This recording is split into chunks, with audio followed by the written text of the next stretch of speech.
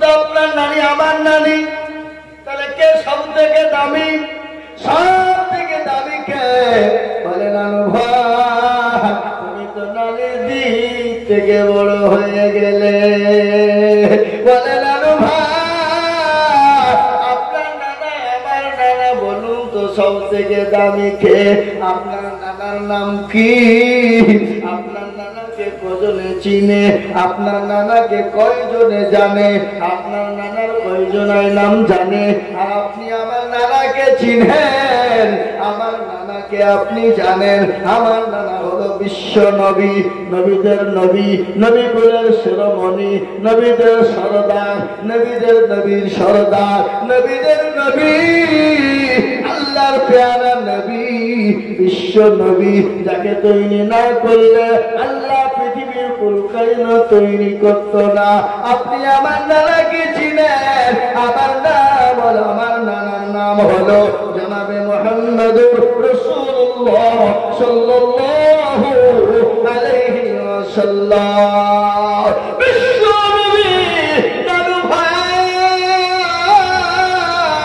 হোসাইনকে বুকে জড়িয়ে ধরে বললেন, নানু ভাই আমি যেরকম হিসাব করিনি, মসজিদে নববীতে সমস্ত সাহাবারা টক লেগে গেল। তারা বলল, হারে একটু পিচ্ছি ছেলে হোসাইন, তার এত বুদ্ধি, সবাইকে অবাক করে দিল। বিশ্ব নবী বড় সাহাবারা, আমার নানু ভাই হোসাইনকে তোমরা চিনো, তোমরা জানো, আজকে আমাদের সকলের চোখ খুলে দিয়েছে। ও মুসলমান ভাইয়েরা, কি মহাব্বত সাহাবাদের! বিশ্ব মসজিদে নববীর ভিতরে হক সম্পর্কে বয়ান করতে গিয়ে তিনি বললেন, সাহাবা বললেন, নবী গো আপনার যে লাঠির আঘাতে আমার পিঠে পড়েছিল, ওই লাঠি মেরে আমি আপনার কাছে প্রতিশোধ তুলে আমি আপনার কাছে হক আদায় করতে চাই। সাহাবাদের চোখ মোটা হয়ে গেল, এটা কয় কি? আমরা সেখানে বসি আর নবীর পিঠে মেরে হক আদায় করবো, মন উড়িয়ে দিব, দিবে না দিবে না, জোরে বলো। আল্লাহ নবী বলেন, ইজলিস, থামো, বসে যাও। ও উমর থেমে যাও, ও আলী থেমে যাও। উসমান সাহাবাত নরম সাহাবী, হযরতে আবু বকর তিনি নরম, একমাত্র উগ্র মেজাজ ছিল হযরতে ওমর। সুবহানাল্লাহ, জোরে বলুন, হযরতে ওমর কি মেজাজ! সুবহানাল্লাহ। সেদিন আপনাদেরকে মেজাজ সম্পর্কে বয়ান শুনেছেন না শোনাইনি? ওই জায়গায় শোনাইনি? আপনার জাননি মনে হয় নাকি? তাই আমার বাবা জীবনেরা, ও মুসলমান, আলীকে বলল, আলী তুমি যাও লাঠি কেনা আনো। আলী এক পা মসজিদের বাইরে, এক পা ভিতরে, আবার পেছনে, একবার সামনে। আলী যেতে চায় না। হযরতে পেয়ারা নবী বললেন, আলী যাও। আলী চলে গেল।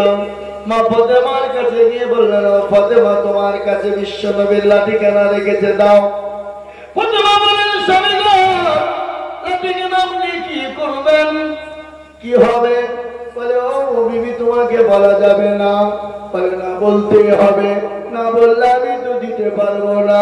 বলে, ও ফাতেমা আমি এই কথা কি করে বলি, তোমাকে সহ্য করতে পারবো না।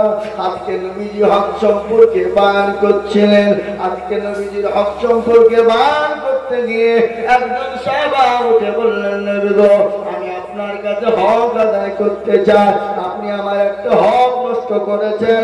ও নবীজি আপনি ওই লাঠির আঘাত আমার পিঠে করেছেন, আমি ওই লাঠি দিয়ে আপনার পিঠে আঘাত করে আমি আমার হকটাকে পরিপূর্ণ করতে চাই। আল্লাহ নবীর পৃথিবীর ফাতেমার চোখ দিয়ে পানি ঝরে গেল। বলে, এত বড় সাহস! বলে, হাসান হুসাইন তোরা নয়, আমার নবাবের কাছে চলে যা মসজিদে নববীতে। সঙ্গে সঙ্গে বাপের সঙ্গে সাথ ধরেছে, মসজিদে নববীতে লাঠি কেনা নিয়ে এসে হাজির হয়ে গেল। আল্লাহ নবী লাঠি কেনা দিলেন, নেওয়ার পরে বললেন, ও সাহাবা এই লাঠি কেনা নাও, আমি তোমাকে যেরকম করে আঘাত তোমার লেগেছিল ওই আঘাত করে তুমি তোমার হক আদায় করে না। কি নবী গো, কি মানেন নবী ঈদ রোজার নবী বিশ্ব নবীকে সাহাবা বললেন ইয়া রাসূলুল্লাহ সে সময় বড় অভাবে আমার গায়ে কোনো জামা ছিল না আমার গায়ে কোনো পোশাক ছিল না নবী গো আমি তো খালি গায়ে ছিলাম আর খালি গায়ে থাকা অবস্থা ওই লাঠিকে আপনার হাত থেকে আমার পিঠের উপরে বসেছে পড়েছে ও নবীজি আপনার গায়ে তো কাপড় পরানো আছে আমি তো হক আদায় করতে গেলে আপনার গায়ে কাপড় থাকলে হবে না আপনার গায়ের কাপড় পর্যন্ত খুলে ফেলতে হবে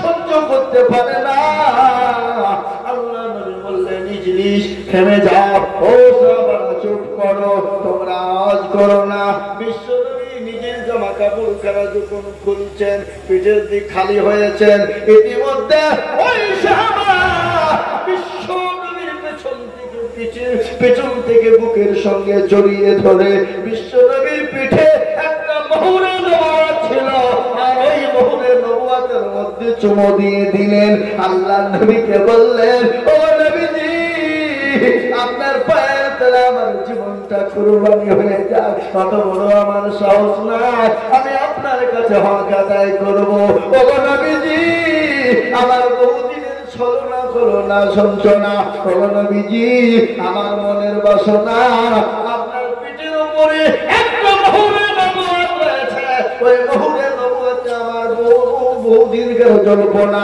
আমি চুমা দিব কিন্তু নবী গো আজকে আপনি আমাকে ক্ষমা করে দিবেন মাফ করে দিবেন আমি ওই মোহরে নবুয়তে চুমু দেওয়ার জন্য এরকম করেছি আল্লাহ নবীর ওই যে পেছনে মোহরে নবুয়ত ওই মোহরে নবুয়ত থেকে আজকে সিসি ক্যামেরা তৈরি হয়েছে ওটার মানে কি জানেন ওকে বেহাইন ক্যামেরা বলা হয় ওটাকে সিসি ক্যামেরা বলা হয় আজকে যেটা আমাদের বাড়িতে গাড়িতে ঘরে এখানে সেখানে লাগানো হচ্ছে ওটাকে বেহাইন ক্যামেরা বলা হয় ওটাকে সিসি ক্যামেরা বলা হয় এই মুসলমান বুঝলে সারা রাত লাগবে আর বলবো না ভাইরা আমার মুসলমানেরা আল্লাহ বলা দিন বলা এবার বলা কলবা বলা না এই যে বক্তব্য দিল যার সাথে এত হলে বক্তব্য দিই হ্যাঁ 10,000 টাকা বক্তব্য দিয়েছি নাকি দেখ আর বলবো না ভাই কত তথ্য ধরে আনলেন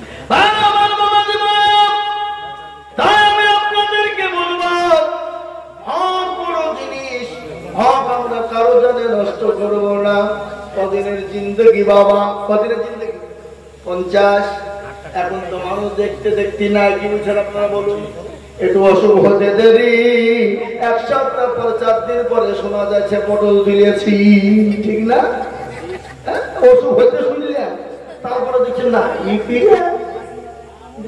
শেষ এ বাবা যার ভাগ্য ভালো কপাল ভালো যার দোয়া আছে সে বেঁচে যাচ্ছে নাকি বলেন ঠিক কিনা মুসলমান গো তাই আমি আপনাদের অনুরোধ করবো দুনিয়া করুন ঠিক আছে কিন্তু নামাজ পড়বেন কিন্তু ফজরের নামাজ হলে কিন্তু জীবনে উঠে না আটটা না সবার কপালে ফজর জুটে না ভাগ্যবান যারা ফজরের নামাজ পড়বে তারা ফজরের নামাজে উঠবে যারা ভাগ্যবান যারা ও মুসলমান যারা উঠতে পারে না তারা কপাল ফোড়া ফজরের নামাজ পড়বে আর মুক্ত বাতাস নিবে তারা হলো পৃথিবীর উত্তম ব্যক্তি আল্লাহ বলে বান্দারে ফজরের 4 রাকাত নামাজ আদায় করো তুমি রাস্তায় বেরিয়ে যাও রুজির মালিক আমি আল্লাহ তোমাকে রুজি দেব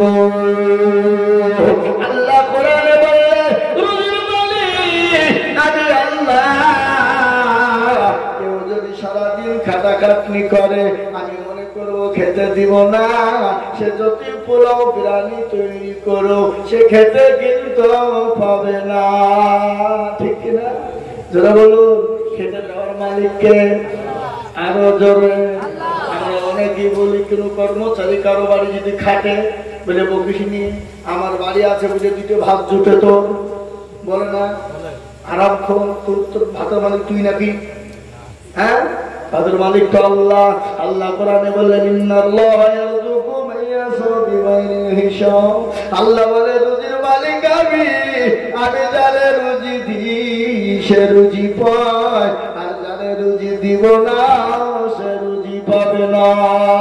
আল্লাহুম্মা সাল্লি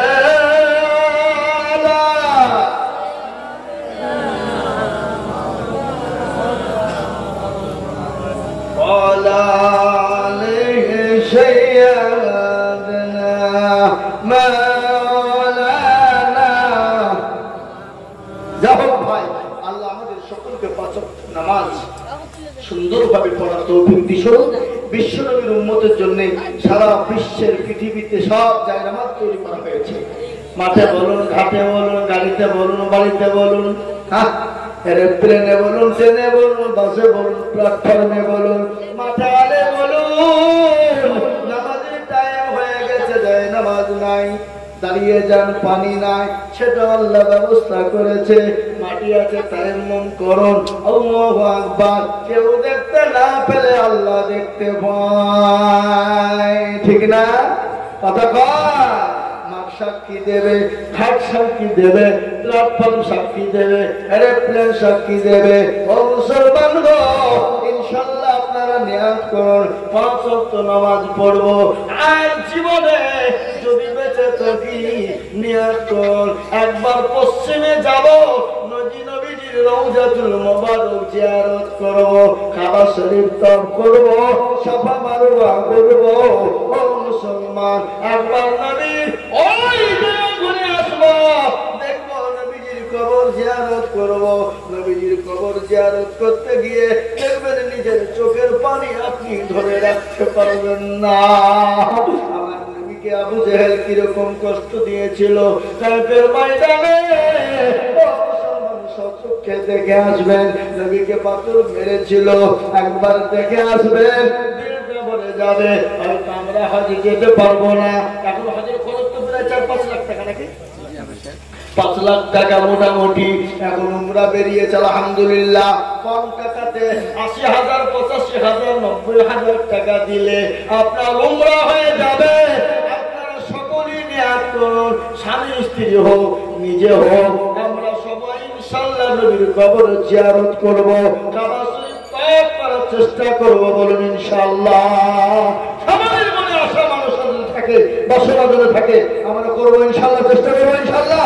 এই দেখেন আপনাদের হাফেজ সাহেব, আপনাদের মহব্বতের লোক হাফেজ সাহেব, উনি যখন উমরায় তো কদিন আগে ঘুরে এলেন, আমার মনে হয় 1 তারিখে উমরায় যাচ্ছেন, নিয়ে যাচ্ছেন লোককে ইনশাআল্লাহ, একবার অল্প পয়সা যাচ্ছে, আপনার 80-85,000 ইনশাআল্লাহ নিয়ে যাচ্ছে। ঘুরে আসুন, একবার দেখে আসুন, নবীজির কবরটা জিয়ারত করে আসুন, কাবা শরীফটা ঘুরে আসুন, দেখবেন মন ভরে যাবে, দিল ভরে যাবে, অন্তর ভরে যাবে ইনশাআল্লাহ। আল্লাহ আমাদের সকলকে নামাজি মুত্তাকিন, পরহেজগার, দিনদার, ইমানদার, কলমাওয়ালা, আল্লাহওয়ালা, দিনওয়ালা, ইমানওয়ালা